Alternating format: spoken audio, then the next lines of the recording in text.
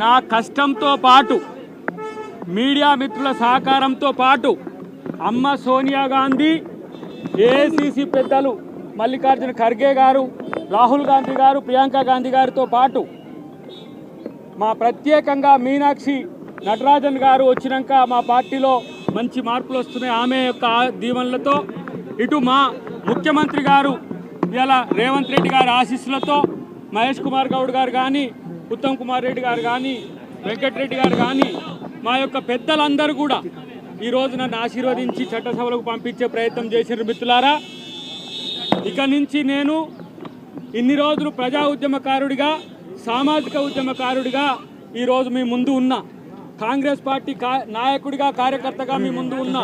కానీ ఇప్పటి నుంచి ప్రభుత్వంలో ఉండే, అధికారంలో ఉండే ఒక అధికారిగా మీ ముందుకు వచ్చినప్పటికి కూడా నేను సేవకుడిగానే ఉంటానని చెప్పి ప్రభుత్వానికి ప్రజలకు మధ్యన వారధిగా ఉంటే ప్రయత్నం చేస్తా అని చెప్పి తెలియజేస్తూ ఒక ప్రత్యేక ప్రకటన నేను ఈరోజు మీ ముందుకు చేయడానికి ఇక్కడికి వచ్చిన నేను.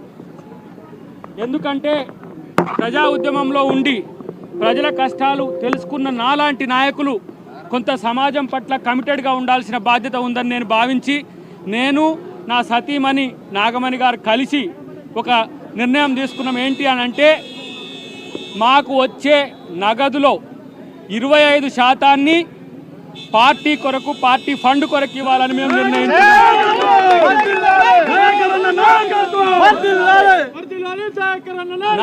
నా జీవితంలో ఆర్థికంగా నా చేతికి ఎంత వచ్చినా 25% పార్టీకి ఇవ్వాలనే నిర్ణయం ఒకటైతే, భవిష్యత్తులో కొన్ని ఆర్థిక స్థితిగతులు నాలో మార్పు వచ్చిన తర్వాత ఒక 25% భవిష్యత్తులో ఉద్యమకారులకు, అమరవీరుల కుటుంబాలకు, తెలంగాణ సమాజానికి వెచ్చించే ఒక ప్రయత్నం అతి త్వరలో చేస్తా అని చెప్పి తెలియజేస్తున్నా. ఎందుకంటే ఈరోజు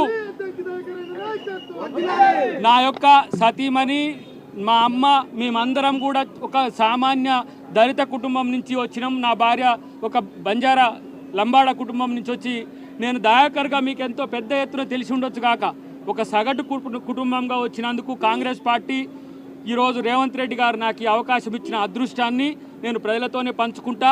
అన్నిటికంటే ముఖ్యంగా నేను ఎప్పుడు కూడా ప్రజలకు కట్టుబడి ఉంటా, పార్టీకి కట్టుబడి ఉంటా.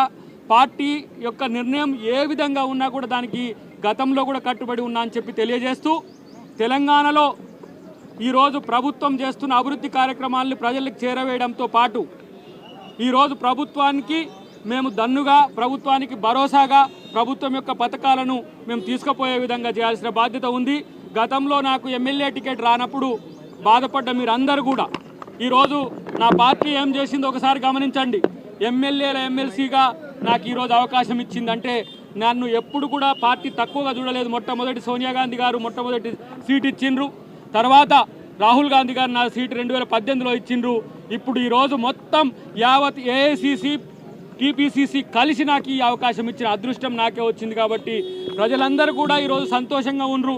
వాళ్ళ ఇంట్లో అందరికీ ఏదో పదవి వచ్చినట్టుగా ఉన్నారు. కాబట్టి ఈ నమ్మకాన్ని వమ్ముకు చేసుకోకుండా, నేను మారకుండా పార్టీకి దన్నుగా ఉంటా అని చెప్పి విజ్ఞప్తి చేస్తూ